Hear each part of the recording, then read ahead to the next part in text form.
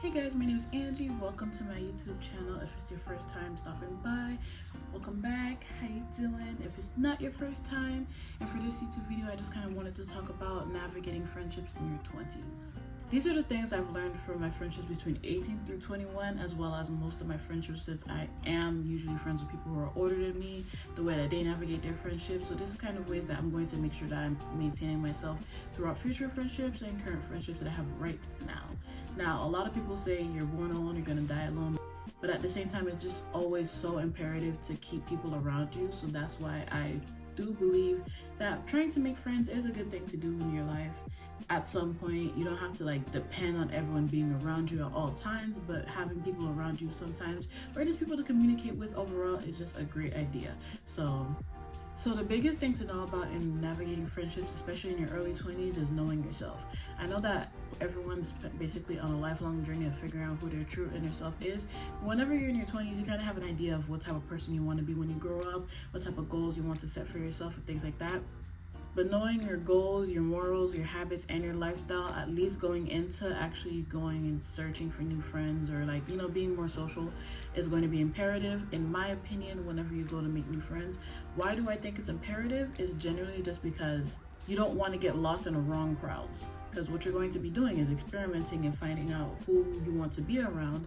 But in reality, if you don't know yourself before going into these friendships, if you don't feel like smoking, drinking, dressing certain ways, going out certain places, clubs, putting yourself in different environments that you may not usually be used to. These are the type of things you want to know before you make new friends, so that when you do receive offers to go to areas that you may not be used to going, you can stand firm in your beliefs and just say, hey, I don't feel comfortable going here, this is not who I am, or this is not what I want to do with myself, or something like that, within a respectable manner, so that you can just really stand on your boundaries when it comes to making new friends and experimenting with new activities and lifestyles that can be brought within your own lifestyle. Personally, I feel like your 20s is going to be one of the most important eras of your life, and that's just because these are the foundational years of your life to begin with. This is where you're just getting out your childhood, but you're still a child to any higher adult's mind. This is the time where you're going to be starting to build your story plots for when you're an aunt and an uncle and stuff like that. So you want to make sure that, yeah, you're enjoying life, but at the same time not enjoying to the point where you're sabotaging your future.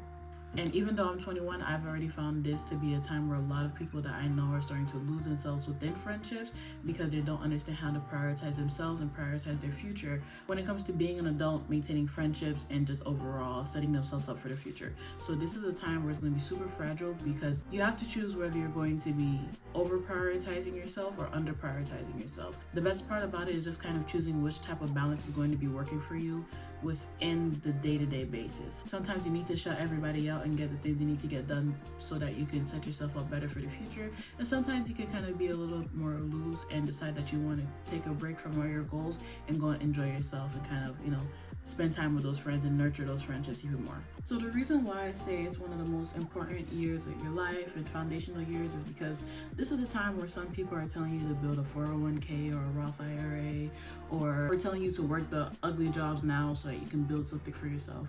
Or even you're still in college and you're working to get those better jobs in the future and things like that. But nonetheless, these are the times you're building your life experiences. And when you're trying to pursue friendships and maintain them as well, those are two different things that you have to kind of understand. So one thing I wanted to talk about is valuing friendships differently.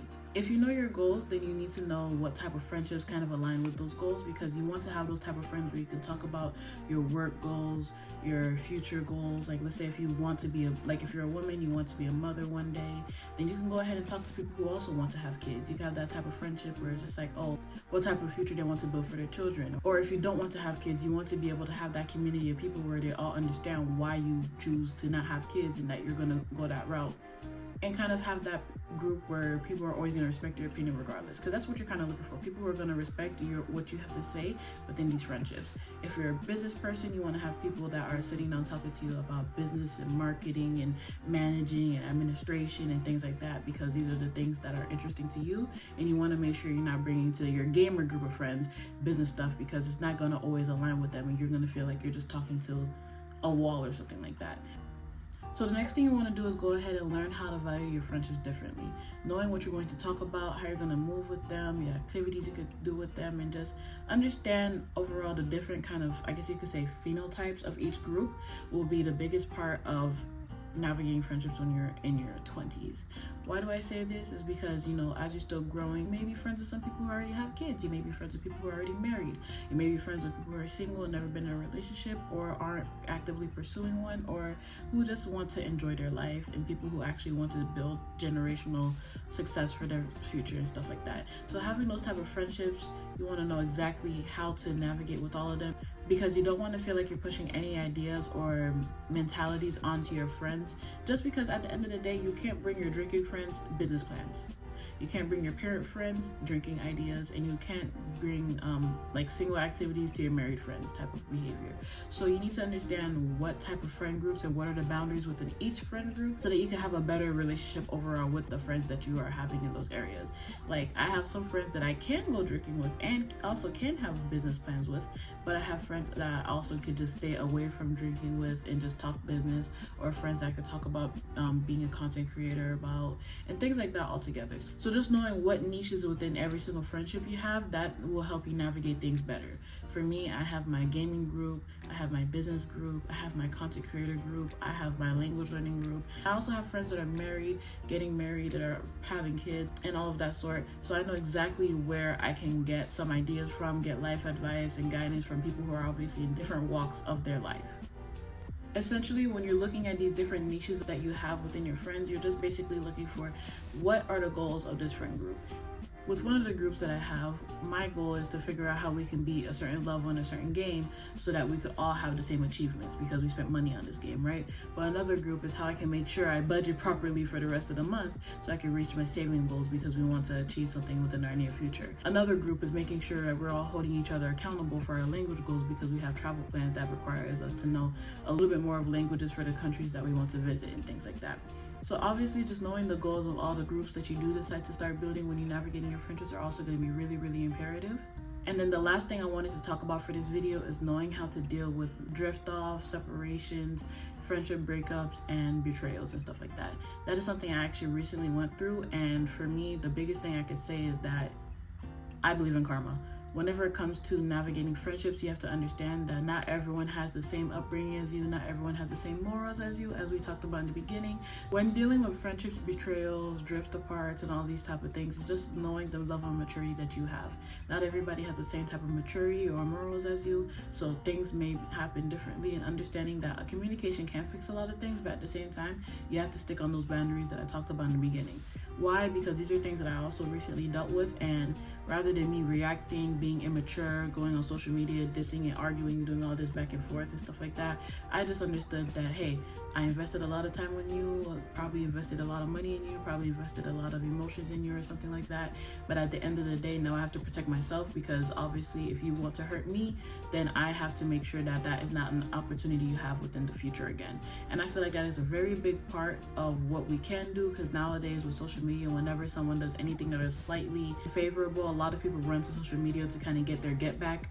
And for me, a lot of times the most get back I'm going to do is probably just play music or something like that, and just, you know, kind of feel the lyrics a little too hard. So the best thing you could do, if you do believe in karmic energy, is just let the universe, let karma get themselves, because whatever they have to dish out, they're gonna get served it too. So that is why for me, I don't personally go ahead and interact with people once they've hurt me, but knowing how to handle yourself in the situation of being hurt and the instances of being hurt will help you a lot more within your friendships. There's a lot of times you're going to be drifting apart with friends, and that doesn't mean that there's anything wrong. That just means that their life became a little more occupied and can't maintain the friendship that they once prioritized.